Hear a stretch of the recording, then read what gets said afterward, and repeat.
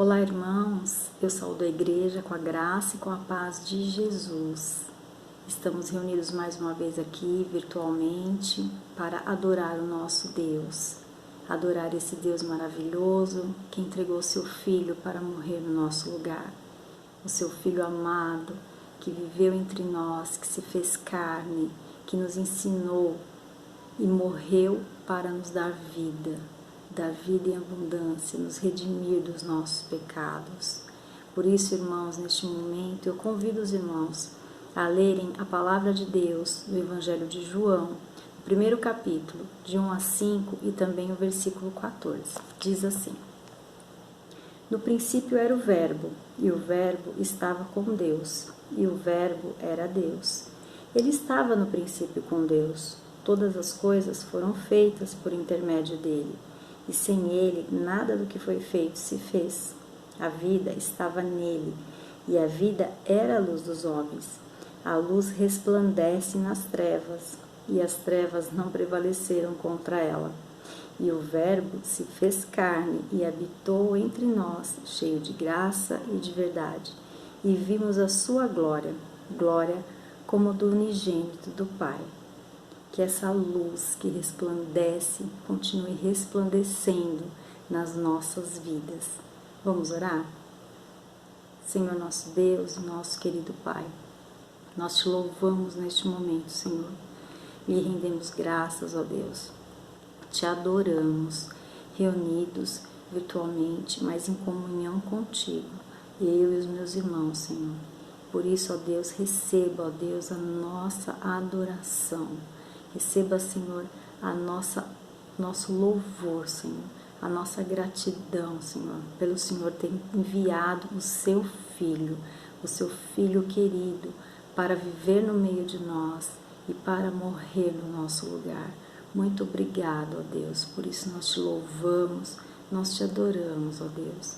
Receba, em nome de Jesus, ó Pai, a nossa adoração. No nome dele que eu oro, te agradeço. Amém.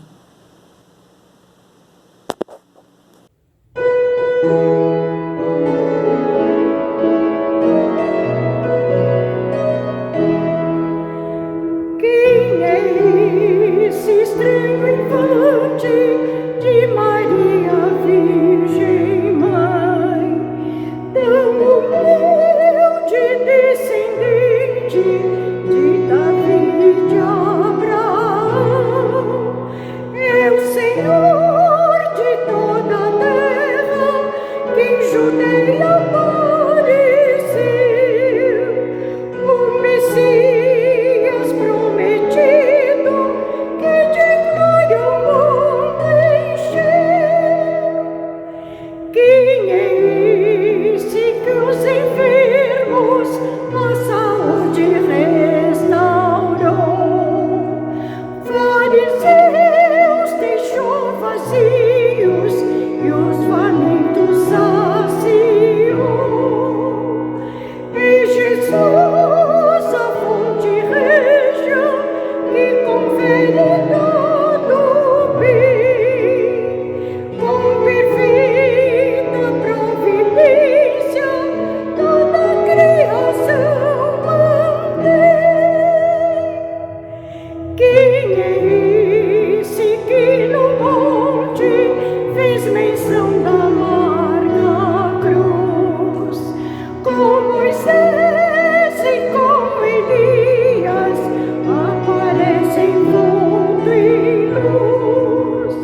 É Jesus transfigurado que, cumprindo a lei de Deus, deu-nos vida, resgatou-nos, reina agora lá no céu. Quem é esse que nas nuvens prometeu que voltará? E em verdade, com justiça, as nações governará. É Jesus glorificado, poderoso e muito fiel. É o autor do novo império, Deus conosco, Emmanuel.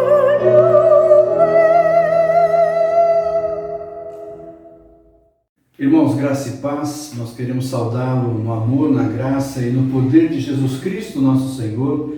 Nós queremos convidá-lo a cultuar, a bendizer, a adorar o nosso Deus nesse último domingo do ano, pedindo a Deus que nos abençoe, que nos revigore, nos renove e nos dê força necessária para sobreviver, para viver e para exercer as nossas vidas como um louvor à glória do nosso Deus.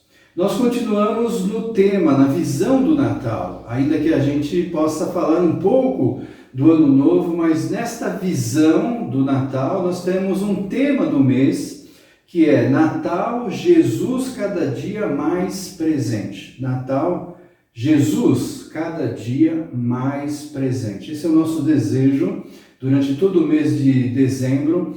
Tentamos levar você, a igreja, aqueles que nos assistem, a uma reflexão profunda da beleza do Natal, da importância do Natal e da nossa vida em relação à presença de Jesus. E é nesse sentido, nesse significado, que eu quero também transmitir a você esta última mensagem. O texto base de nossa mensagem se encontra no Evangelho de Lucas, capítulo 1.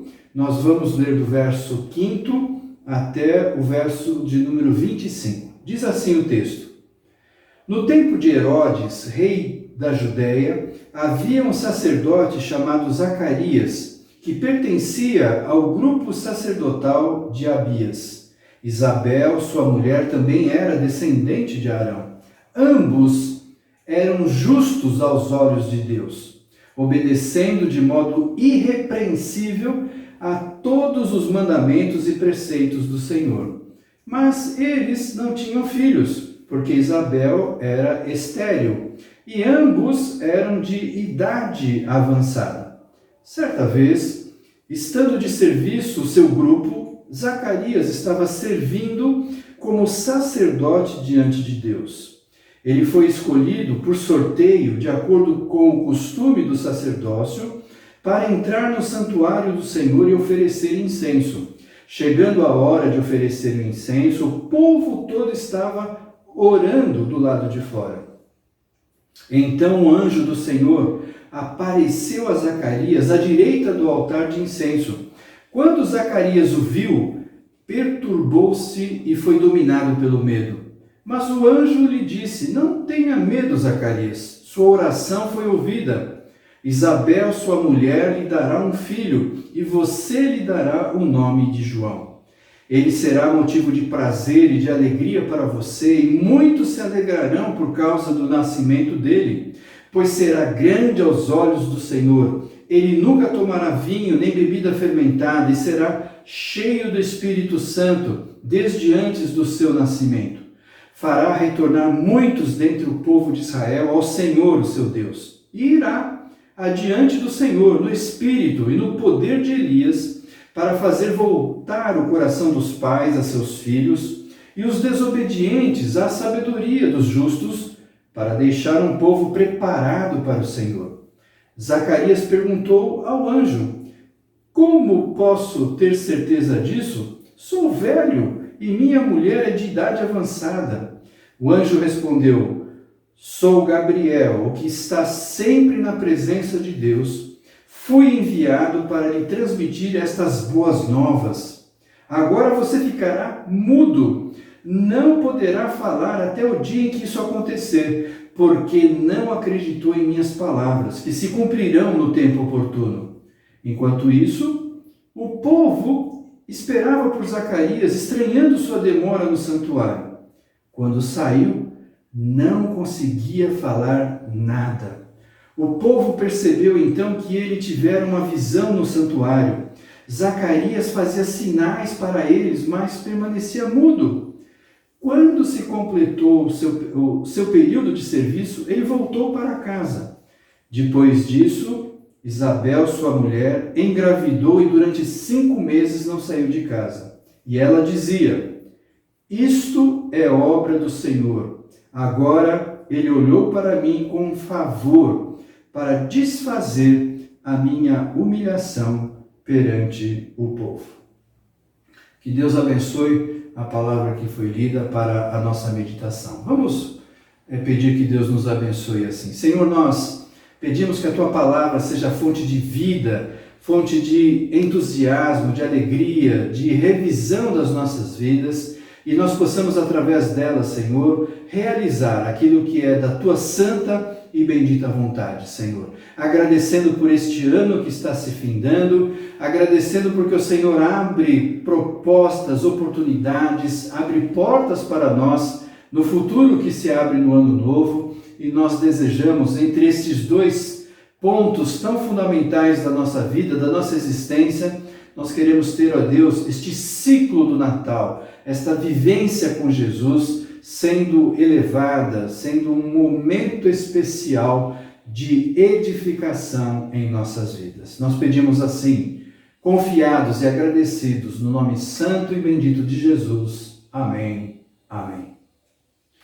Amados irmãos, nós queremos refletir dentro deste contexto bíblico tão maravilhoso dos personagens que vão formando este mosaico maravilhoso que é o nascimento de Jesus, as narrativas do Evangelho, as informações que são passadas são maravilhosas e a gente fica perplexo da complexidade, da realidade que existe quando Jesus nasce. E eu creio que é motivo muito importante de nós refletirmos para a nossa vida espiritual, também perceber, dentro das realidades das quais nós vivemos, também como o contexto de Jesus era um contexto diferente, um contexto difícil, mas um contexto onde Deus, na sua soberania e poder, manifestava a sua glória, glória que se fez carne e habitou entre nós. Jesus Cristo nasceu, aleluia! Isso é Natal e nós estamos aqui desejosos também de continuar nessa celebração de festa, de alegria e do prenúncio de um novo ano que Deus nos concede. Esse período de contexto dessa realidade onde Jesus nasceu é extremamente complexa. Nós temos um período que, se você pegar a última página do Antigo Testamento até a primeira página do Novo Testamento, nós temos um período que chamamos de período interbíblico.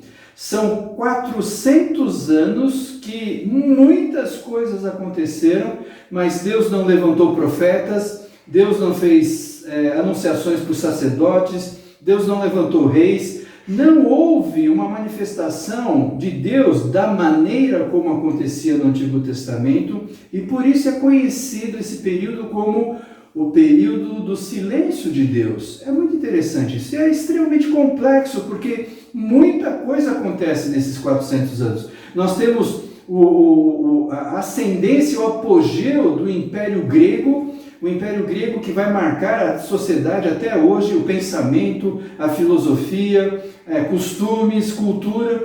Quantas coisas nós somos marcados ainda até hoje pelo Império Grego.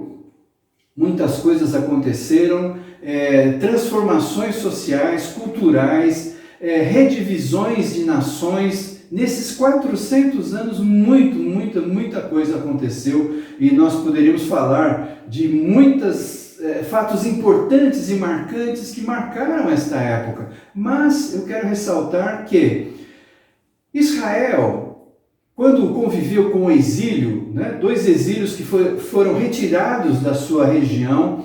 Então no Egito eles moravam no Egito, eram escravos no Egito. Na Babilônia eles eram escravos na Babilônia, mas agora eles vivem um outro exílio, um exílio que não sai do lugar da onde eles estavam. Eles estão agora embaixo de outro império poderoso, um império militar, um império que tem uma mentalidade de poder, de dominação, que é o Império Romano. E o Império Romano tem a visão da Pax Romana, a paz romana. Ou seja, a estratégia do Império Romano é não tirar o povo do seu local, deixar com que eles permaneçam e se achem ainda donos daquela situação, mas eles estão lá, escravizados, pagando impostos, tendo toda uma realidade de dominação de um império que era extremamente militarizado e agredia com muita força quando alguém trazia alguma rebeldia, alguma revolta. Essa época dos 400 anos, nós temos a ascensão, por exemplo, dos Macabeus. Era um grupo étnico, um grupo judeu que se opunha ao Império Romano. Nós temos outros grupos políticos e tentam fazer como que um terrorismo, e Jesus nasce nesse ambiente, no ambiente de dominação do Império Romano, de grandes diferenças sociais daquilo que era o Antigo Testamento. Por exemplo, nós temos a figura de Herodes. Herodes é, para os judeus, como que um rei, mas colocado pelos romanos, ele que nem tinha uma ascendência toda formal entre judeus. Ele era muito mais árabe do que da sua ascendência judaica, mas o imperador romano prefere colocá-lo exatamente para que não tome partido do seu povo, mas fique sempre como aquele que é fiel ao imperador. E ele faz isso também com truculência, matando seus adversários, reprimindo o povo de Israel. Esse homem ele era tão violento que ele mata várias pessoas da sua família porque ele está desconfiado que vai ser traído. E ao mesmo tempo ele começa a fazer algo de dominação, de modo que aqueles que estão no poder de Israel também estejam junto a ele. E um desses grupos é o grupo religioso, que determina a vida de Israel, formada pelo Sinédrio. Lá está o sumo sacerdote, o grupo dos sacerdotes, e eles ministram no templo, e eles têm todo um lado de afinidade ou permissão que Herodes os domine, de modo que também tenham suas concessões e tenham seus interesses. Mais ou menos como a gente vê hoje no que é chamado aí a bancada evangélica, Herodes não cobrava impostos dos sacerdotes, não cobrava impostos do templo, assim como nós olhamos hoje e vemos uma bancada que se diz evangélica e que quer isenções e desejos e tomar parte do poder. Isso também existia na época de Herodes, do Império Romano, e os sacerdotes do Sinédrio estão contaminados com essa realidade. Então você vê que o contexto é muito interessante porque há similaridades com o nosso contexto, mas também é um contexto muito diferente daquele que a gente olha para o Antigo Testamento. Esse é um fato maravilhoso, interessante, que nos instiga a ver o nascimento de Jesus e as consequências e os personagens que estão dentro desse contexto. E nós temos Zacarias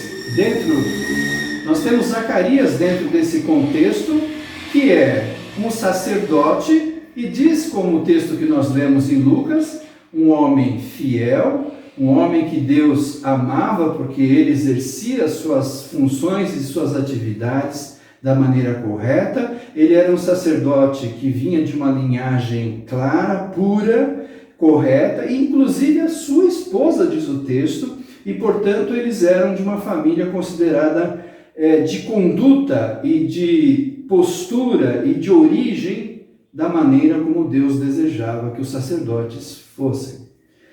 E o fato interessante desse contexto, então, é que Zacarias está ali se preparando para fazer uma ministração. E eu fico imaginando aquela realidade que ele está vivendo. Zacarias, o nome Zacarias significa aquele de quem o Senhor se lembra. Veja que interessante. Parece até um paradoxo, né? O significado do nome de Zacarias é aquele de quem o Senhor se lembra. Mas parece que Zacarias não se acha lembrado por Deus nessa situação. E parece que ele desejava cumprir os seus propósitos como sacerdote, mas talvez ele não tinha muita sorte. E diz o texto que ele teve que então ter um momento especial. Quem sabe Zacarias estava esperando, agora é minha vez de oferecer os momentos especiais de ações do sacerdote diante de Deus. Hoje é o dia do incenso e eu quero entrar então neste lugar sagrado para fazer isso, mas era necessário haver o jogo de sorte. Como que era feito isto? Os nomes eram colocados em pedras redondas, eram colocadas dentro de um vaso, e então era mexida essas pedras e tirava uma pedra com o nome do sacerdote que tinha o direito de entrar naquele lugar sagrado de Deus. Quantas vezes será que Zacarias ficou esperando para o seu nome ser lembrado? Será que ele era um homem sem sorte? Será que ele se sentia um homem azarado? Porque, dessa vez não fui eu de novo. Eu estou aqui querendo servir o Senhor, dessa vez não fui de novo. Dessa vez não fui de novo. Dessa vez passou em branco novamente. Saiu outra pedrinha, não é meu nome. De repente, sai o nome dele. Eu creio que Zacarias deve ter ficado muito feliz e radiante de saber que agora Deus me escolheu e Ele quer que eu ofereça meu ato de sacerdote diante dos outros sacerdotes e diante do povo de Israel. Diz o texto que os outros que estavam fora, não só os sacerdotes, mas o povo de Deus, estava orando por aquele momento de Zacarias entrando no lugar sagrado de Deus. Mas o que acontece? Ele devia estar tão contente: eu vou fazer agora o que eu sei fazer como sacerdote, deixa eu preparar tudo aqui. De repente aparece um anjo. Acho que Zacarias falou: o que esse rapaz veio fazer aqui? Ele vai estragar meu momento especial. Deus preparou isso para mim agora de um modo especial, e esse anjo aparece. O que esse anjo quer? E esse anjo de repente faz uma anunciação, como em breve ele vai fazer para Maria. Ele fala: meu querido Zacarias, você foi escolhido por Deus para que o seu filho seja um prenúncio do Senhor e ele prepare os caminhos para o Senhor, e você então vai ser pai. E Zacarias fala: não, acho que você chegou meio tarde, você se confundiu aí nos caminhos, nos transportes celestiais, e você chegou tarde. Eu já sou velho, minha esposa é velha, ela é estéril, a gente não pode ter filhos.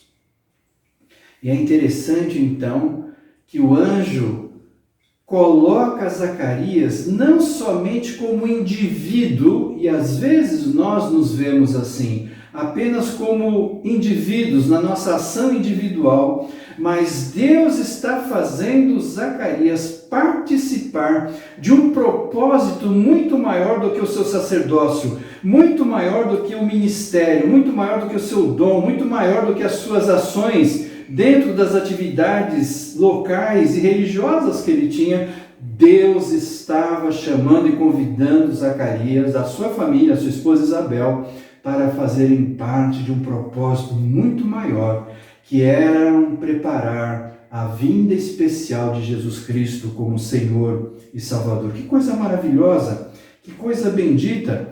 Então Zacarias começa a perceber que Deus está relacionando coisas que estão nesse período interbíblico lá distantes. Se nós olharmos para o último livro da Bíblia no Antigo Testamento, Malaquias capítulo 3, verso 18, diz assim: então vocês verão novamente a diferença entre o justo e o ímpio, entre os que servem a Deus e os que não o servem. Malaquias 4, 5, vejam, eu enviarei a vocês o profeta Elias, antes do grande e terrível dia do Senhor.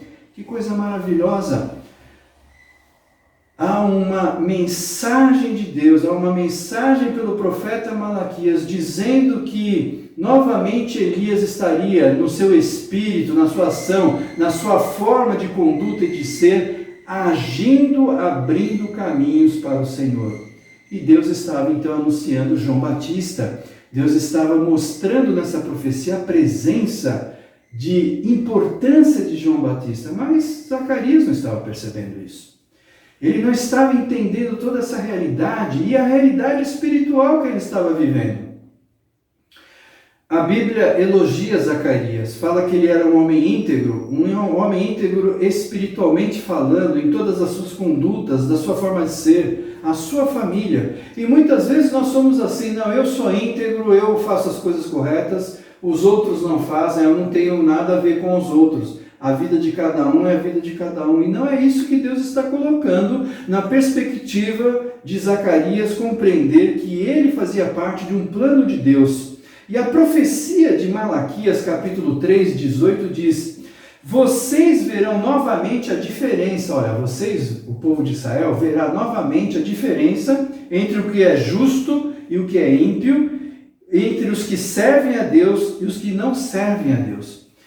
Eu creio que isso tem uma similaridade com o contexto atual impressionante, porque hoje você vive no meio evangélico, no meio religioso, no meio cristão, no meio da igreja, e às vezes você não percebe quem serve e quem não serve, quem é ímpio e quem realmente é íntegro na sua vida espiritual. Há uma mistura hoje na religiosidade que cada um vive da maneira como quer e faz o que quer. E o que Deus está mostrando através de Zacarias é que, novamente, na profecia de Malaquias, o povo de Israel ia verificar novamente quem era a diferença entre o justo e o ímpio, os que servem a Deus e os que não o servem. Como que isso seria feito? Com a presença de Jesus Cristo. Quem faz a diferença entre os que servem e não servem, entre o ímpio e aquele que realmente é justo, é a maneira como nós nos relacionamos com Jesus Cristo. Jesus Cristo é o cerne, Jesus Cristo é a pedra angular, Jesus Cristo é a balança que proporciona a avaliação de justiça e verdade e aquilo que verdadeiramente nossas vidas devem ser diante de Deus. Não é o que a igreja, a denominação, a constituição, os atos, os costumes, a maneira de ser, a minha tradição, a forma que eu penso, mas é Jesus Cristo, Senhor, que verdadeiramente concede a mim a visão clara de como eu verdadeiramente devo viver a minha vida em Jesus Cristo. Ainda que o nome de Zacarias fosse aquele de quem o Senhor se lembra, Deus tardou em se lembrar de Zacarias, porque ele estava procurando pessoas fiéis como Zacarias e Isabel, para que através da família deles, bons pais, pais crentes, pais fervorosos, pais íntegros, pudessem educar de um modo muito especial, porque João Batista teve uma vida extremamente radical e marcada pela formação e vida espiritual de seus pais. Nós temos, irmãos, uma dimensão profunda nesse sentido. Mas há um vacilo de Zacarias. Ele não consegue perceber que individualmente ele estava agora abençoando coletivamente a história da salvação. Ele não estava abençoando somente Israel, ele estava abençoando nós. Depois de tanto tempo depois de Jesus ter nascido, nós somos fruto de homens e mulheres que, na sua integridade, permitiram que o Senhor os revestisse com o Espírito Santo, com graça, com misericórdia, com bênção, e usasse este povo poderosamente para a bênção da salvação, a bênção da história da salvação, da qual nós fazemos parte. Este vacilo de Zacarias se torna quando o anjo então diz: bom, já que você não está aceitando, você quer só fazer suas condutas religiosas aí dentro do templo, eu estou atrapalhando, eu quero dizer que isso vai acontecer, você querendo ou não, e mais, você vai ficar mudo até seu filho nascer. Deus deu uma laringite espiritual, uma laringite celestial, uma laringite angelical, de modo que ele perdeu a sua voz. E este perder a voz acontece muitas vezes quando nós não sabemos entender o silêncio de Deus e como nós devemos silenciar também dentro dessa realidade espiritual em Cristo Jesus. Que o Senhor nos dê discernimento dentro de todo esse contexto maravilhoso para entender como o Senhor quer nos usar dentro do plano que Ele tem para as nossas vidas. No passado deste ano de 2020 que deixa, ano difícil, ano diferente, ano de transtornos, de perdas, de dificuldades, de morte, mas também Natal, de vida, celebração e olhando para um futuro numa realidade diferente em Cristo Jesus. Façamos assim, para a honra e glória do nosso Deus. Eu quero ressaltar para você, dentro desse contexto todo que nós colocamos, o seguinte ponto: o silêncio de Deus e o nosso silêncio. O silêncio de Deus e o nosso silêncio. Nós não sabemos porque Deus guardou esse período de 400 anos, de período interbíblico que nós chamamos. Muita coisa aconteceu. Deus não deixou de agir. Deus estava provavelmente agindo de uma maneira diferente daquela que nós entendemos, mas Deus continuava no seu senhorio, soberania, poder e graça, manifestando àqueles que creem nele a sua ação portentosa e maravilhosa. Eu creio que esta marca de Zacarias é exatamente para que nós tenhamos esse discernimento de que há momentos que Deus faz silêncio e nós precisamos entender isso. Às vezes nós estamos orando, estamos clamando, estamos pedindo, mas a resposta não veio. Nós não temos ainda aquilo que desejamos, mas o Senhor permite que mesmo em meio ao momento de crise, de dificuldade, a oportunidade da comunhão, do Espírito Santo que nos abraça, que nos consola, porque Ele é o Consolador, Ele nos acolhe e cuida de nós, mesmo no momento que nós entendemos assim que Deus não está respondendo. Mas Deus está agindo, Deus está preparando, Deus está colocando o seu desejo, sua intenção, que muitas vezes é muito maior do que nós podemos entender, mas na nossa finitude, na nossa dimensão, nós não conseguimos entender essa realidade. Eu creio que essa é uma aplicação muito importante para o ano que vem, porque nós não sabemos entender tudo o que está acontecendo hoje, mas Deus quer realizar prodígios, milagres, ações portentosas, e nós sabemos que Ele há de fazer e fará, porque Ele continua a ser Deus, mesmo em meio à pandemia, dificuldades, questões sociais, econômicas. O Senhor reina, o Senhor é poder, o Senhor é o Senhor sobre todos. E esse desejo, então, de nós olharmos essa questão. Por isso que, voltando para Abacuque novamente, o último livro da Bíblia do Antigo Testamento, Abacuque 2:20, o Senhor, porém, está no seu santo templo, diante dele fica em silêncio toda a terra. Existe aquela doxologia, que é até cantada, o Senhor está no seu santo templo, cale-se diante dele toda a terra. É baseado nesse texto, porque nós sabemos que há momentos que nós temos que ter silêncio. Há alguns tipos de silêncios que nós precisamos aprender. Primeiro, o silêncio da soberania. O segundo silêncio que nos dá a condição de saber que o poder de Deus, o amor de Deus, o eterno Deus continua agindo poderosamente em nosso meio. O silêncio de saber esperar. O silêncio de saber clamar e orar a Deus, pedindo que Ele esteja cuidando de toda essa situação. O silêncio de adoração. O silêncio do mistério de Deus, porque não compreendemos todas as coisas e na nossa finitude nós dizemos a Deus, Senhor, não é nós e não é a nossa vontade, mas é a Tua vontade que deve prevalecer. Jesus fez essa oração antes de se entregar na cruz e também ensinou na oração do Pai Nosso que seja feita a Tua vontade, assim na terra como nos céus. É um exercício de humildade, é um exercício de mansidão, é um exercício de resignação, é um exercício de servo. O servo agrada o seu Senhor quando ele aguarda e espera a ordem que o Senhor há de dar. Nesse sentido, nós temos que aprender a olhar a grandeza de Deus, o poder de Deus. Silêncio diante dessa grandeza.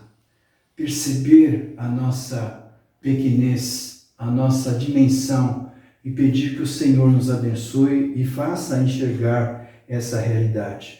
Portanto, quando Deus tem o seu silêncio, nós precisamos também compreender aquilo que vem da vontade de Deus. E quando nós também somos convidados ao nosso silêncio, como Abacuque faz, Zacarias 2:13 também, aquietem-se todos perante o Senhor, porque Ele se levantou de sua santa habitação. Fique quieto, aguarda no Senhor. Às vezes nós ficamos tão cheios de ansiedade e vivemos este mundo cheio de ansiedade que nós não sabemos mais esperar no Senhor. Um mundo que exige que as coisas aconteçam de um modo muito rápido, numa dimensão sempre como a internet, questões de minutos, de segundos, devem ter respostas rápidas. Nós entramos num site, você dá enter, você sabe que aquele site entrou menos de microsegundos e nós muitas vezes, por vivermos nestes contextos, achamos que as coisas religiosas, espirituais, as coisas de Deus vão acontecer assim. Portanto, nós também temos que ter um exercício de devoção através do silêncio. Às vezes a gente ouve coisas tão banais, tão criminosas, tão desconectadas da verdade, tão fúteis, que a melhor resposta é o silêncio. Silencia o teu coração diante de Deus. Busca o Senhor no silêncio.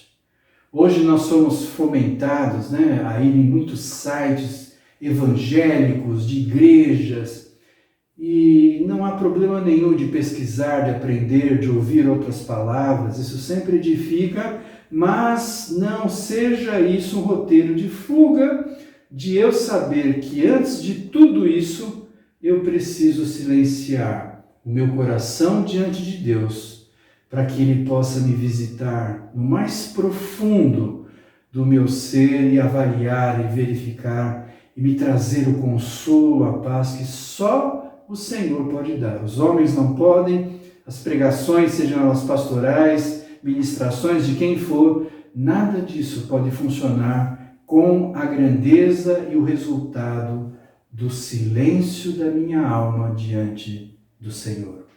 Outro ponto que eu quero exaltar a você e ressaltar é que o silêncio foi quebrado com o choro de uma criança.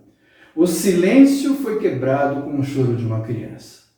Depois que João Batista nasce, e você lembra do texto, as pessoas querem dar o nome do pai, que era uma tradição, ou alguém da família, o nome de um avô, e de repente a mãe fala, não vai chamar Zacarias, não. Lembra o nome de Zacarias? O Senhor ouve a sua oração. Não, Deus não vai ouvir a nossa oração, Deus já ouviu a nossa oração. Ele nasceu como resposta da nossa oração, e o nome dele então vai ser João. João significa Deus mostrou favor, Deus mostrou graça, Deus é favorável. São estas traduções que nós temos do hebraico para o nome João, um nome muito comum no mundo hoje, mas não era comum naquele momento que Zacarias e Isabel estavam. Toda a família fala, mas vocês não têm ninguém com esse nome na família. Porque Isabel estava olhando não para a sua ascendência, para aquele momento, para a sua família, mas ela estava convicta daquilo que Deus estava fazendo na sua vida, na sua história, naquele momento novo. Deus nos traz momentos novos. Às vezes nós não conseguimos enxergar como Zacarias não enxergou, teve que ficar mudo, até que então as pessoas da família falam assim, bom, não é a mulher que tem que decidir. Zacarias, então qual é o nome dessa criança? E ele então pega lá um tablet da época, e escreve João. Ele ressalta, ele confirma, ele dá a mesma visão que a sua esposa da importância do momento de oportunidade, de inusitado, de diferente, mas principalmente de resposta de Deus para as suas orações. Amados, nós temos uma aplicação extremamente importante aqui. Às vezes nós estamos como Zacarias, mudos, não por olhar para um Deus tremendo, maravilhoso, que tira até o som da nossa voz, porque nós ficamos tão maravilhados com Ele que não temos nem o que dizer, mas às vezes nós não temos o que dizer por falta de comunhão com Deus, por falta de ouvir a Deus, por falta de entender as oportunidades de Deus e por falta de comunhão com o Senhor. E este quebrar, esta quebra do silêncio é feito com o choro de uma criança. João Batista nasceu e logo em seguida vem outro choro de criança, que é Jesus. É Natal, Jesus nasce. A história não é mais história, a história agora é Jesus. Jesus o Redentor, o Senhor que viveu entre nós, trouxe salvação e vive para sempre, porque é o Senhor dos senhores. A história que o Senhor fez é uma história de vida e salvação, e que começa com estes atores, estes intérpretes da realidade de Jesus Cristo no contexto que eles estavam vivendo. E nós temos esta história de Zacarias, de Isabel e todos os outros ao seu redor, que vão ilustrar a maneira como nós temos que falar ou se silenciar, de ouvir a Deus ou também saber do silêncio de Deus mas sempre na visão da comunhão, da esperança e da fé, que vem de uma plena certeza de que o Senhor Jesus reina, de que o Senhor Jesus é Senhor, de que o Senhor Jesus está acima sobremaneira, que tudo está sob o seu controle, poder e graça, e que o Senhor nos abençoe nessa visão prodigiosa para a honra e glória do seu nome santo. Amados irmãos, eu quero então caminhar para o encerramento dessa mensagem com uma visão prática, de aplicação para as nossas vidas. Como que nós devemos viver então? Como nós devemos viver? Porque há momentos de silêncio de Deus, de vazios em nossa história, da nossa existência, de nossa oração. Como que fica isso? Como deve ser o meu silêncio diante do Senhor? O silêncio que eu não devo ter, que eu devo praticar também, quando Jesus diz: ide por todo o mundo e pregai o Evangelho. Se há um momento que nós não podemos silenciar, é o momento de proclamar o Evangelho, as boas novas. Quando o anjo apareceu a Zacarias, ele diz: eu trouxe a você boas novas. Evangelho. Quando ele aparece para também Maria, eu trouxe para você o Evangelho, boas novas. Nós somos a continuidade desta apresentação que o anjo Gabriel fez. Agora é a igreja imbuída que tem a constituição, o desígnio, a atribuição de levar a mensagem de salvação em Jesus Cristo. Eu e você, amados, somos convidados, somos convocados para que em todo momento, o momento seja sempre oportuno de pregar o Evangelho a todos. Portanto, não há silêncio quando eu testemunho, não há silêncio quando eu falo de Jesus Cristo, não há silêncio quando eu quero proclamar, quando eu quero dividir, quando eu quero levar Jesus Cristo como Senhor e Salvador. Portanto, meu amado, a aplicação principal que eu quero que você tenha dessa mensagem é: viver em expectativa é a base da vida espiritual. Eu devo viver em expectativa. Zacarias era um homem muito especial, Zacarias era um homem muito fiel, Zacarias era um homem que cumpria com integridade todas as suas coisas, mas porque a sua oração não foi respondida no momento que ele gostaria que fosse, ele então fica mudo, porque ele deixou de viver de modo de expectação, de expectativa. Deus vai agir, Deus vai aparecer, Deus vai tratar, Deus vai falar, Deus vai fazer, Deus vai realizar. Por quê? Porque Ele é Deus, porque Ele assim o faz. Eu conheço o caráter de Deus, eu conheço o agir de Deus, porque eu tenho intimidade com Deus, para saber que o Senhor sempre fala conosco de um modo muito especial e oportuno dentro das realidades as quais Ele quer que nós vivamos. Por isso, Provérbios capítulo 13, verso 19 diz: o anseio satisfeito agrada a alma. Eu tenho que viver com meus anseios. Anseios são sonhos, são desejos, são ações. O anseio satisfeito agrada a alma. O que nós vivemos no mundo de hoje, por ser um mundo individualista, por um mundo consumista, por um mundo tão caótico e complicado, o anseio vai se tornando ansiedade, vai se tornando doença, vai se tornando coisas que são difíceis para nós. Por isso que eu devo aprender a falar com o Senhor e não me silenciar, mas falar ao Senhor o anseio da minha alma. Abra a alma da sua vida, do seu coração para Deus. Deixa Deus conhecer profundamente o anseio que você tem diante do Senhor. Fazendo isso, muitas das realidades as quais nós vivemos e que são inclusive enfermidades de nossa alma, Deus começa a transformar, porque Ele quer conhecer, quer atuar. Mesmo quando Ele se silencia, Deus está agindo poderosamente para ouvir a nossa oração.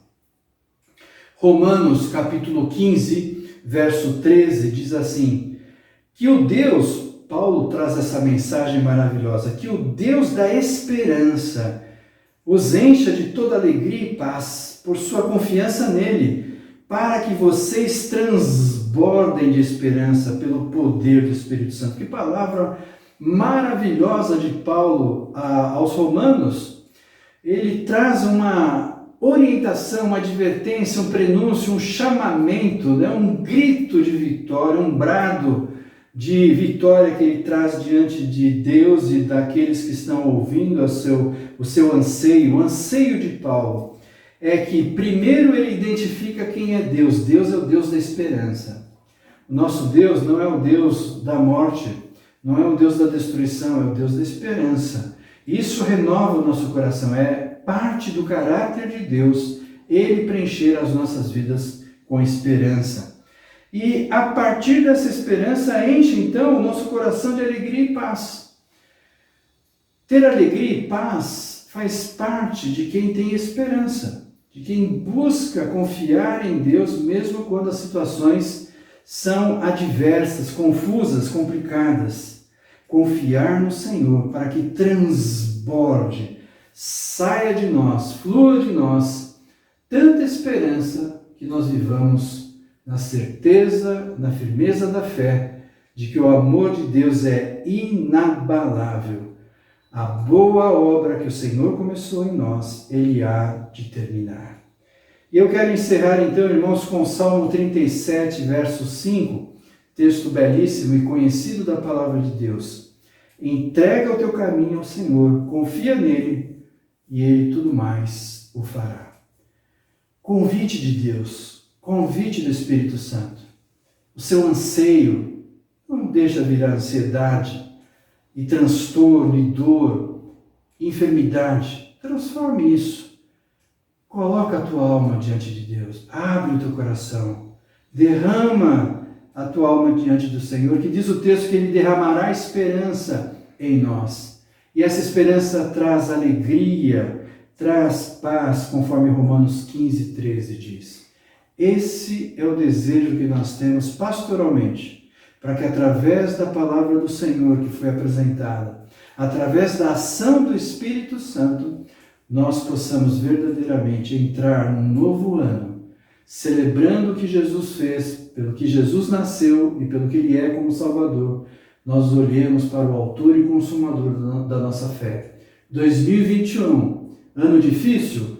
Ano de dificuldades? Claro que sim, mas ano de oportunidade, de fé e vida e de crer que o Senhor há de fazer maravilhas e prodígios através do seu poder. Creia nisso, tenha um feliz ano novo, porque o ano é novo a partir da novidade de vida em Jesus Cristo. E Ele é feliz porque nós podemos lançar o anseio da nossa alma e esperar que Ele nos dê viva esperança e isso traga paz e alegria ao nosso coração. Deus te abençoe assim, em nome de Jesus. Amém.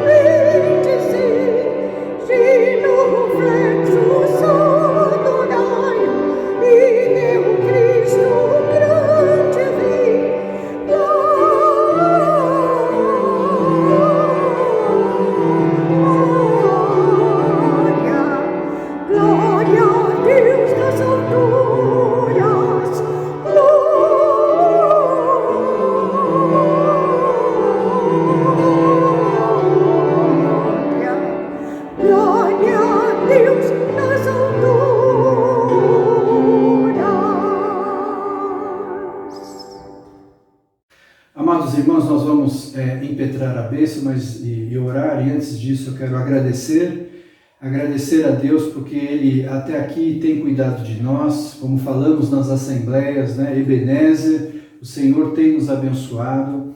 Agradecemos aos irmãos que participaram da assembleia, agradecemos a Deus pelos irmãos que foram eleitos na assembleia, agradecemos a Deus por todo esse ano difícil, complicado, anos de perdas, de dificuldades, de problemas sociais, econômicos, mas também de vitória e graça e misericórdia de Deus sobre a nossa vida e sobre a vida da igreja. Nós agradecemos aos irmãos pela participação virtual. Nós tivemos assim uma grande frequência, não só assistindo, mas também na diversidade dos irmãos que participaram, orando, cantando, lendo a palavra de Deus, trazendo uma palavra de ânimo, de consolo, de ajuda aos outros. Então nós agradecemos a vocês, de modo especial, os membros da igreja, pela sua atuação. Agradecemos a Aline, a Josiane, a tia Jaci, que de modo especial estiveram fisicamente comigo, né, trazendo as mensagens e o culto que nós preparamos para a igreja. Assim também foi as outras atividades virtuais e outras ações que a igreja fez. Nós louvamos a Deus por tudo isso e queremos pedir que o Senhor continue a abençoar a sua vida, que todo esse fato de estarmos afastados do convívio não seja motivo de um afastamento da fé, um afastamento de Jesus Cristo. Ao contrário, na mensagem que nós colocamos hoje, nós temos tempos de oportunidade, quando Jesus Cristo é o cerne, o centro da nossa vida. E eu peço que o Senhor conceda isso a você agora, nesse espírito de Natal, e de um modo muito especial no ano que vem, no ano novo. Eu quero desejar, então, em nome da minha família, em nome como pastor, que você tenha uma celebração de Natal e também um feliz ano novo, repletos da presença e da graça de Deus. Que o ano que vem o Senhor conceda grandes oportunidades para nós e que o Senhor abençoe a cada um de nós nessa caminhada em Cristo Jesus. Eu vou ter um período de férias e eu quero dizer que nós temos uma escala, continuam com as atividades virtuais de culto, de escola dominical, e assim nós queremos que a igreja mantenha o seu padrão, a sua integridade, suas atividades, e pedimos a Deus que nos abençoe nessa caminhada. Que o Senhor também abençoe você, a sua família, e isso seja um louvor à glória do Senhor. Vamos orar. Pai, nós te agradecemos pelo culto que prestamos a Ti, este último culto do ano de 2020, nós celebramos com alegria. Ebenezer, até aqui o Senhor nos ajudou. Te agradecemos a Deus pela fidelidade do Teu povo, pela fidelidade em tantas áreas em relação à igreja, à família, aos de fora. Nós te agradecemos, ó Deus, pelo Teu cuidado, pela Tua bênção, pelo Teu amor e graça sobre graça sendo sempre derramados sobre nós. Nós te agradecemos por isso, Senhor. E oramos, ó Deus, agradecidos por tudo que aconteceu, de um modo especial pelo livramento, pelo cuidado, pela mão de poder, pela resposta de nossas orações, que o Senhor sempre fielmente e de modo justo colocou para nós. Nós te louvamos por isso. Apesar de dificuldades, de intempéries, de tantas aflições e complicações, perdas, mas mesmo assim, o Senhor deu à tua igreja a oportunidade, a IPI Paulo Silas, de entrar um novo ano, o ano de 2021, embaixo do teu poder. Esse é o nosso desejo, que o Senhor nos revista, como diz a palavra, Deus da esperança, que o Senhor nos revista e nos transborde dessa esperança em Cristo Jesus. Esse é o anseio, Senhor, da nossa alma, esse é o desejo, essa é a nossa oração que o fazemos em Cristo Jesus. Que a paz de Deus, que excede todo o entendimento, guarde o teu coração em Cristo Jesus e que as bênçãos e as consolações do Espírito Santo estejam sobre você e sobre todo o povo de Deus, agora e para sempre. Amém. Amém.